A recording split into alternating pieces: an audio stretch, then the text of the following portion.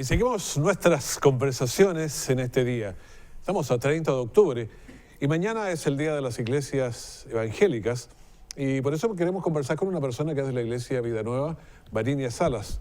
Pocas Varinias hay que yo conozca por lo menos. ¿Cómo está, señora Varinia? Gusto saludarla. Bien, gracias a Dios. ¿Cómo está? Don Raúl, bien.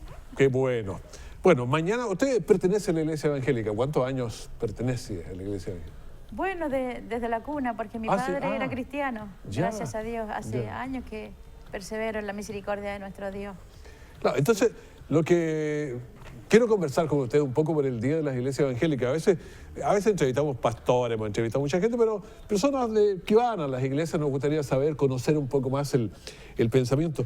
¿Por qué se conmemora, por ejemplo, el Día de las Iglesias Evangélicas? Bueno, acá en Chile se conmemora el 31 de octubre, propiamente tal, ya lo habíamos dicho, ¿no es cierto? Y esto a partir del año 2008, bajo el mandato de Michelle Bachelet, ¿no es cierto?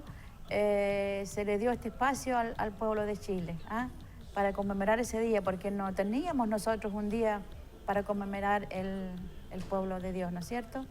Entonces, bajo la ley 20.299. Así que ahí estamos, pues, para la gloria de Dios. Y es una bonita instancia para glorificar a nuestro Dios. Esa es la idea, que se sepa que el pueblo cristiano está con el Señor. Pero este día no es arbitrario, hasta donde yo sé. No es que, a ver, ¿qué día le ponemos? Porque el 31 de octubre. Claro. Tiene una tradición histórica eso. Una significancia, claro, porque ya hace 502 años atrás había un reformador, Martín Lutero, que era un monje alemán, católico. Y resulta de que este varón dijo no a todas las enseñanzas de la Iglesia católica. Entonces él... ¿A todas o alguna de las todas? Porque la Iglesia Católica cree que hay Dios. Claro, sí, pero yo creo que a todas. Porque en ese tiempo este reformador hizo 95 tesis. Entonces, ¿qué es lo que ocurrió con esas 95 tesis al clavarlas allá en la iglesia de Wittenberg? Ahí puso él todo lo que era que estaba en contra de Dios. Entonces, aclarando algunas cositas como la tesis era en la costumbre de la época, claro, eran algunas declaraciones que ponían para conversarla y dialogarla. O sea, claro, pongamos esto en contexto para conversarlo. Claro. Ese era un poco lo que hizo Lutero. Claro. Entonces, cuando habla de las 95 tesis, hago la traducción para que lo entiendan bien. Entonces, él hizo un salto a esto y de allí también sacó él muchas cosas a favor de nuestro Dios. A ver, pero ¿cómo podría resumir las doctrinas fundamentales, por ejemplo? Porque por lo general hay muchas cosas accesorias, estaban las indulgencias, que era uno de los temas fuertes que había. Claro. Pero, ¿cuáles serían las preguntas, las doctrinas que se trabajaban en ese momento? Bueno, las más importantes fueron 5. Lo primero, que un solo Dios, que somos salvos por gracia, una sola fe. Y la otra que dice que a Dios sea la gloria. Entonces, una sola fe. Somos, dice el Señor en su palabra, que somos salvos por fe. O sea, tenemos que... y fe es creer. Claro, porque había un contraste para ir haciendo entre la fe y las obras en ese momento. Claro, que era más obras, o sea, yo hago cosas buenas y me salvo. Claro. Pero la Biblia lo presentaba de otra manera, digamos. Usted lo ha dicho, don Raúl. La fe dice que sin obras es muerta, porque nosotros como hijos de Dios podemos tener mucha fe, creer mucho en Dios, pero no tenemos obras. Entonces la fe tiene que ir acompañada de obras, propiamente tal, porque mucha gente dice, yo hago el bien, yo doy, pero no tengo fe, o no creo en Dios. Es muerta esa fe. Una sola fe, dice el Señor, que tenemos que hacer obras y tener fe. Y fe es creer solamente en nuestro Dios. ¿Y cómo? ¿Pero de dónde aparece ese conocimiento de Dios? Porque ese era un tema importante en el tiempo del siglo XVI, XV y antes. ¿Cómo yo sé, digamos, que lo que usted me está señalando que es bueno? ¿Dónde lo veían? ¿Dónde lo leían, digamos? En la Biblia. Ya. Porque la palabra de Dios es el tema principal del cristiano, del ser humano, porque ahí está todo. La palabra de Dios fue escrita hace más de 2000 años, ¿no es cierto? Por hombres inspirados por Dios. ¿Ah? Así que no podemos decir de que fue casualidad, porque la Biblia en todo su aspecto contiene la verdad. Es la palabra de Dios. Hay un cambio importante entonces en cuanto a la tradición católica, que había varias cosas, concilio y otras que eran la palabra de Dios, la iglesia misma. Entonces, claro. Ese fue un punto, digamos, de lo que usted me está diciendo. Solo a la Biblia, solo a la Escritura. Esta reforma sale ahí una sola Escritura. Ya, la Escritura. Entonces el pueblo de Dios, nosotros como cristianos nos regimos solamente por la palabra de Dios. Ya. ¿Ah? No tenemos estrategias para... Dice la palabra de Dios también que ganar almas es sabio. El que gana almas es sabio, ¿no es cierto? Pero en eso consiste en que nosotros tenemos que acercarnos a la palabra de Dios. ¿Ah? No usamos estrategia en el sentido de decir, tenemos que hacer esta cosa para hablarle a alguien de Cristo. Solo en base a la palabra de Dios. Ya, solo Escritura entonces, solo la Escritura. Biblia, según lo que usted me dice. Lo dice. Ahora, el otro que usted me dijo también es solo Cristo. Solo Cristo. O sea, no... Pero ahí deja santos afuera, deja un montón de cosas afuera. O sea... Bendito sea el Señor. O sea, eso está bien, lo que es lo Usted lo ha que dicho. estoy tomando en cuenta de lo que usted me Solo dice. Cristo. No hay otro hombre, dice la palabra del Señor, dado a los hombres, sino Cristo, ¿no es cierto? Es el único, porque ¿cómo Hay podemos... otro nombre dado a los hombres. Claro, en que podamos ser salvos. Ya. Solamente Cristo, ¿no es cierto? Usted lo ha dicho, don Raúl. No, si yo le estoy retrucando y claro, tomando las cosas que usted me va diciendo. Por supuesto. ¿En qué vamos en esto? En decir de que, ¿cómo nosotros vemos, decimos, cuál es el camino a Dios? Entonces la palabra del Señor dice que el único camino a Dios es Jesucristo, porque Él es el camino, la verdad y la vida. No hay otro intermediario entre los hombres y Dios, solo Jesucristo. ¿Ah? Un santo a usted no lo hace salvo. Una imagen, mucha gente que practica, vamos a ir más lejos, cree en los muertos, cree en el poder del ocultismo, ve las cartas. No, el único camino a Dios, dice, por eso dice un solo Cristo. Claro, me dijo así, que llevamos solo Escritura, solo Cristo, solo fe, que me lo explicó. Sí. La otra era, me dijo, gracia.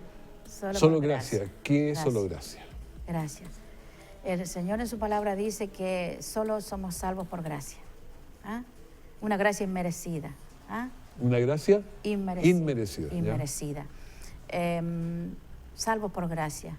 Porque el Señor dice que nuestro Dios mandó a su Hijo Jesucristo, ¿no es cierto?, a la cruz del Calvario, allí en el Gólgota, a pagar el precio. ¿Ah? Nosotros no hemos hecho nada para merecer esta gracia, para merecer esta hermosa salvación que nos ha dado el Señor.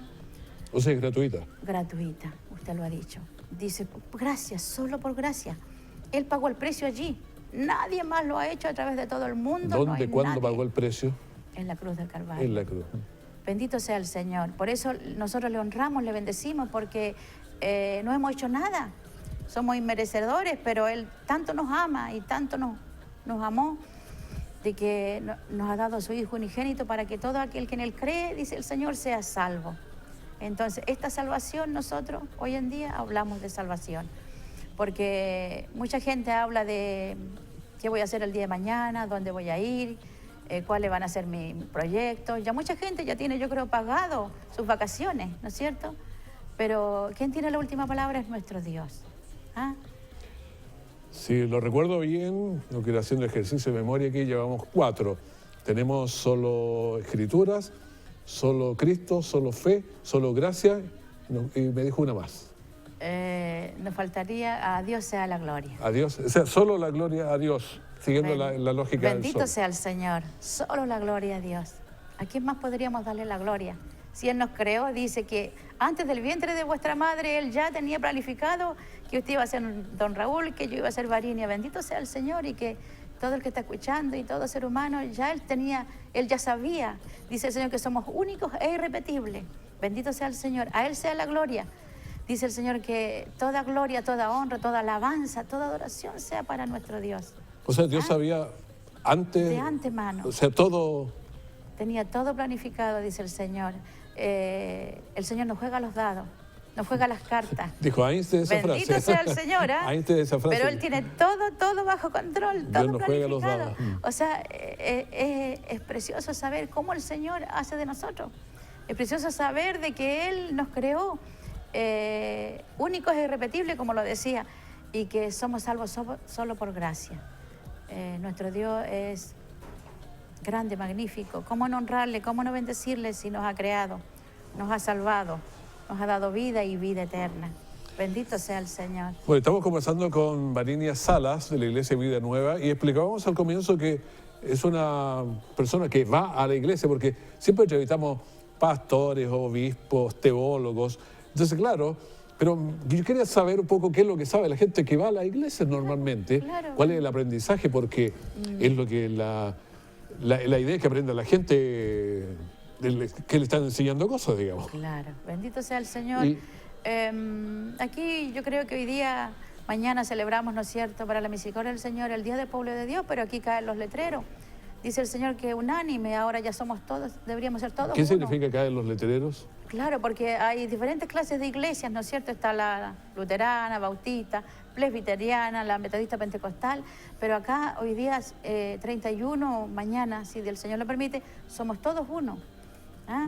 Entonces no hay denominación, que yo soy tanto, que esto, lo otro. El Señor quiere que todos le sirvamos en unidad, en un mismo espíritu, como lo diríamos. Ahora, ¿cómo es la aplicación? Porque una es la doctrina, la enseñanza, porque doctrina a lo mejor suena muy grande, pero es la enseñanza que se enseña. Ahora, ¿cómo se aplica esto?